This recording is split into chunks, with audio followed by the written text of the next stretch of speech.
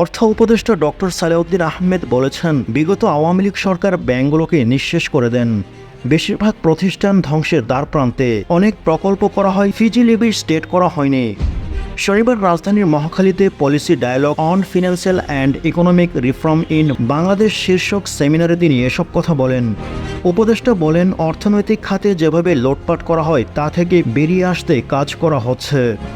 অর্থনীতিতে স্থিতিশীলতা বজায় রাখার জন্য ইতিমধ্যেই বিশ্বব্যাংক, IMF সহ বেশ কয়েকটি আন্তর্জাতিক সংস্থার সঙ্গে বৈঠক করেন তিনি।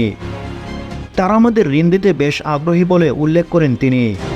এদিকে আদানির বিদ্যুৎ ইস্যুতে অর্থ উপদেষ্টা বলেন, আদানিকে 4 থেকে 5 হাজার কোটি টাকা দেওয়া হয়েছে, কিন্তু কোনো কর নেওয়া হয়নি। এটি কোনো চুক্তি হলো, এমন প্রশ্ন করেন তিনি।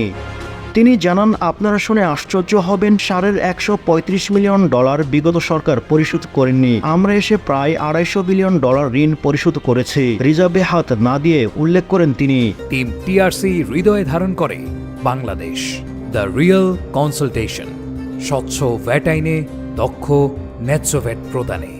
বিগত সরকারের বেশ কিছু সিদ্ধান্তের কারণে আজকের অর্থনীতি এমন দুরবস্থা বলে মন্তব্য করে অর্থ উপদেষ্টা বলেন, প্রচারকৃত টাকা ফিরিয়ে আনার চেষ্টা করা হচ্ছে এবং ভবিষ্যতে কেউ টাকা পাচার করলে ধরা পড়বে। প্রাইভেট কিংবা পাবলিক সেক্টরে যে হোক কিনা তাকে আইনগত শাস্তি পেতে হবে।